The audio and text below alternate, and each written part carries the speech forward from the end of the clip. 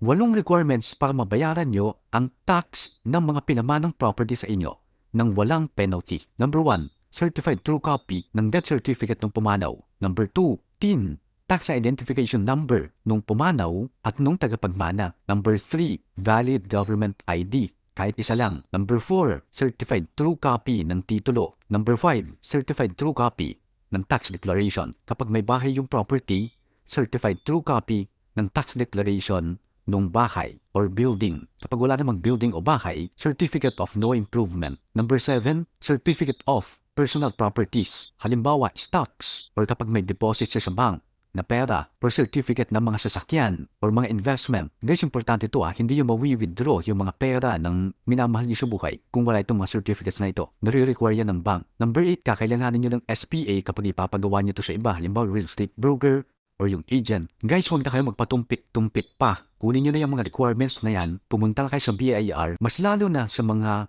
may minamahal sa buhay na pumanaw ng napakatagal na panahon na at hindi aware na kailangan magbayad ng estate tax. Inuulit ko, hindi nyo po kailangan pagpirmahin lahat ng tagapagmana para magbayad ng estate tax. Kahit to follow na po yan, tinatawag nilang extrajudicial settlement na yan. Sa susunod nating video, ipapaliwanag ko po sa inyo yung step-by-step na procedure para ma-avail itong estate tax.